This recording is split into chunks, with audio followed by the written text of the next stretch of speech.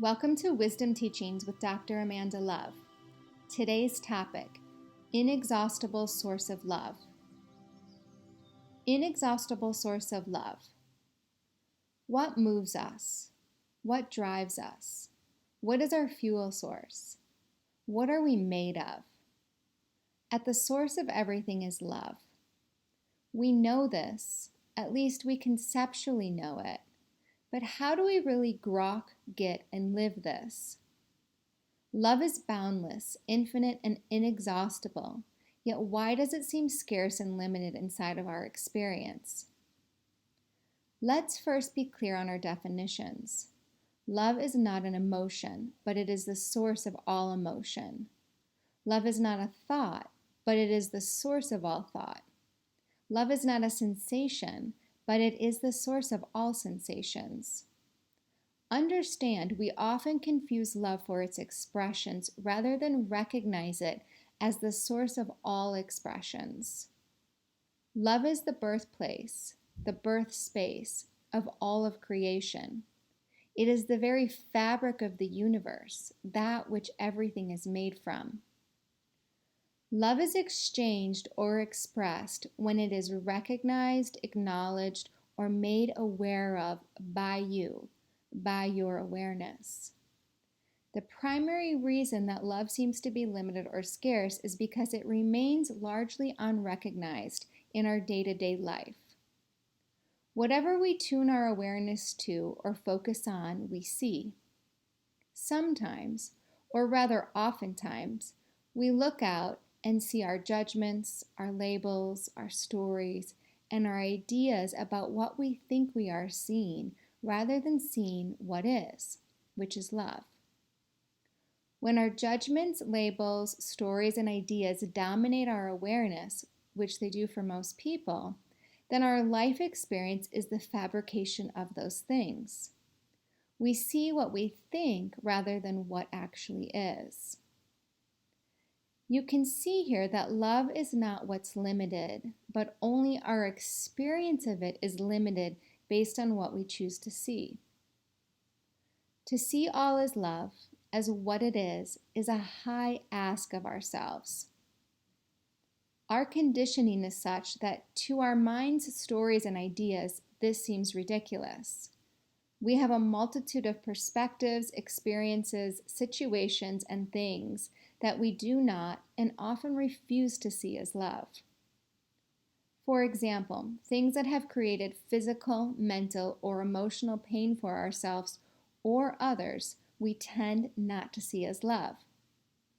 Things that we don't understand or that we disagree with, we tend to leave out of love. While some expressions of love may be sourced from a more distorted or confused perspective, at their core, they are still love. When love in its purity isn't recognized as such, then it continues to play out and create expressions of love that are more twisted or bent. Not until the source of love can be looked upon and seen as what it is and have itself reflected back to it, can it come to see itself and unbind some of its bent or confused perspectives. But we tend not to do this for ourselves or for others.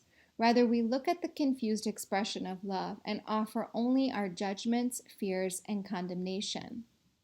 Hence, we live in a collective reality where love seems limited and scarce. In order to see all as love and to recognize love at its source, you must first know yourself as the source of love. You are not able to mirror or reflect love to other aspects of creation if you don't first know yourself as it. While this might seem obvious, it's a pretty big missing link for most. The primary human wounding is unworthiness and unlovability, which is at the opposite end of the spectrum of knowing yourself as love. Knowing yourself as love is seeing yourself as it. It's beyond sensing, feeling, or thinking of yourself as love. Although those are great entry points, they still don't go direct to the source of love, but rather utilize expressions of it. To be rested as love, to know it without doubt, to recognize yourself unequivocally as it, to no longer need to think, feel, or sense yourself as it because you are it, is to know yourself as love. Why don't we know it? Primarily because we've agreed to forget for learning's sake. Also because there are not many pure mirrors available on this planet to reflect this knowing to us. The result is that we don't see ourselves very clearly. It's like we are constantly looking at reflections in the mirror that are bent, twisted, and distorted, except they look quote unquote normal to us.